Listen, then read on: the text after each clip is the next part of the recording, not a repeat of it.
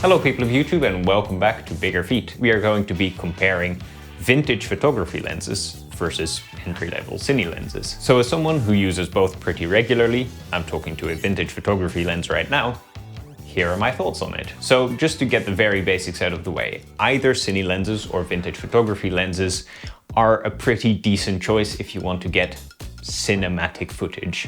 And cinematic can be a bit of a pretentious nonsense term, but what I mean is footage that isn't necessarily pristine, but has some aesthetically valuable imperfections. Think, for example, of stuff like slight unsharpness or low contrast, bit of vignetting around the edges, maybe a bit of flaring and glaring here and there. So first up, I've got a few downsides that can be both spotted in Cine lenses and in vintage photography lenses. The first one is very related to the pleasant analog inconsistencies and imperfections I was just talking about. And that is that these imperfections can get quite strong and out of control, particularly when you shoot them wide open. Lenses like this 50mm or this 50mm have apertures that open really quite wide to let in a lot of light. But when you do open them all the way up, their imperfections get amplified exponentially. Another downside of both is that there is just no electronic communication between the lens and the body, which first of all means that you're missing out on some data. In post, you'll never know what aperture you shot at, or if you haven't worked it into your camera, you don't even know what focal length you might have been working with. But also, you're missing out on automatic correction. Because every lens has its inconsistencies and imperfections, when you have a lens that's electronically talking to the camera, your camera will automatically try to correct all of these imperfections for you. But if you're using hardware that's fully manual, you're also going to have to fix the imperfections manually. Think, for example, of fixing stuff like barrel distortion or pincushion distortion, vignetting, or chromatic aberration. Here are some downsides of vintage lenses that Cine lenses just don't really have. Broadly speaking, this just comes down to inconsistencies. If you have a whole lineup of Cine lenses, you expect them all to perform and behave quite identically. But if you have a pile of random vintage stuff, you might expect the following. Focus rings of different lenses do not turn in the same direction universally, which means that if you're trying to mix and match, you will not be able to build muscle memory, which means you will likely misfocus a lot. Filter thread sizes are inconsistent as well, which means that you either have to deal with a lot of different filters or need to start faffing with step-up rings.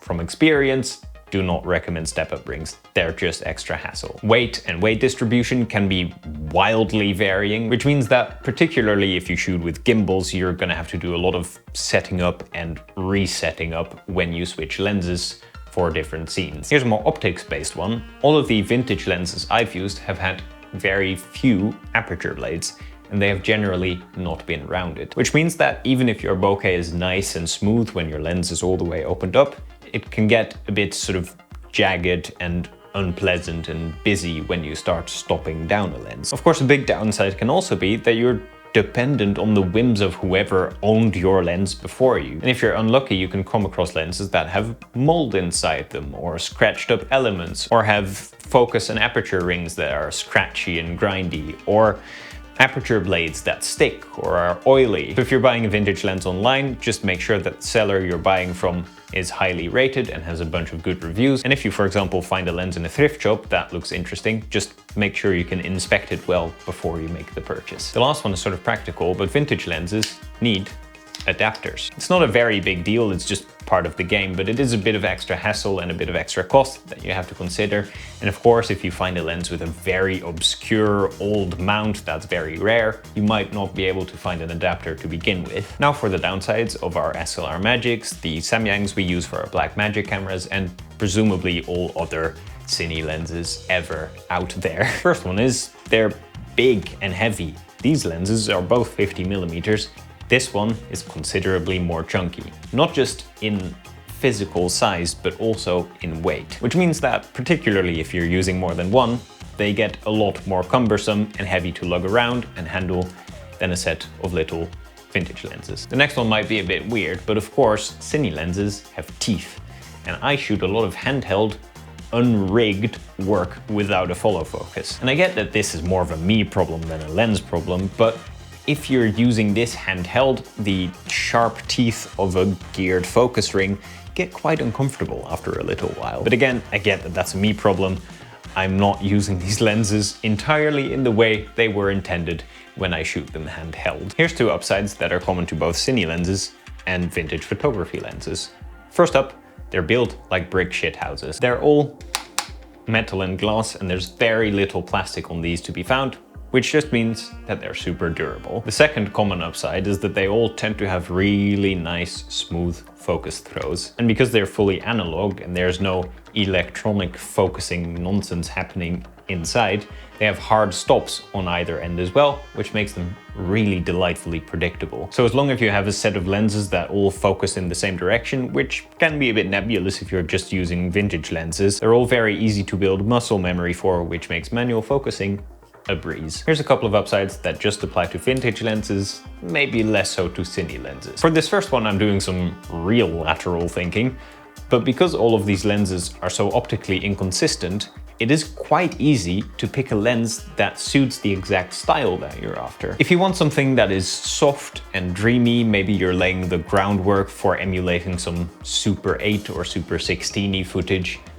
just grab this vintage Nikon, open it all the way up, soft and dreamy all day long. If you want some weird, wacky, cool, swirly bokeh, just grab a Helios 44-2. Or if you need a nice long focal length with surprisingly crisp contrast, just grab this Fujinon 135mm. Then an actual upside of vintage lenses that is less lateral thinky and a bit more factual is that they tend to be really light and small. And holding 3 lenses in one hand, you can genuinely sling like 5 or 6 of these in a camera bag and you'd be less bothered by it than if you were carrying 2 Cine lenses. Also, depending on what you're after, these are the cheapest lenses you can find. If I remember rightly, my most expensive vintage lens was my 50mm Nikon, and it was about $60 on eBay. The lens I'm talking to right now, another Nikon, a 28mm, was, I shit you not, €2.50 at a thrift shop. And so was this Fujinon. But remarkably, €2.50 is not the least I've spent on vintage lenses, because sometimes, if you're very lucky, you can just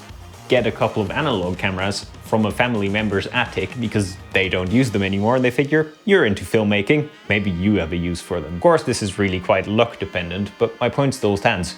Vintage lenses are a great and cheap way to get into getting cinematic footage. And to round off this very long comparison video, upsides that only apply to Cine lenses. At the risk of repeating myself, consistency across different lenses is a delight to work with. And with the exception of my 25mm SLR Magic, which is somehow way warmer than the rest, the other SLR Magics have very consistent color transmission. They all also have the same focus throw of 150 degrees, and they all focus in the same direction, which makes it extremely easy to get muscle memory for them. And as I've said before, being able to get muscle memory for focusing just means you focus more accurately and you misfocus less. They also have very similar weights and sizes, which, if you're using a gimbal, makes switching lenses out just easy. They are optically superior to most vintage lenses I've used. When you shoot this 50mm wide open, you get a lot more contrast and sharpness when shooting this 50mm wide open. And obviously, considering they're called Cine lenses, they have features that are designed for video work specifically, like the teeth on the control rings and the declicked aperture for easy adjustment of exposure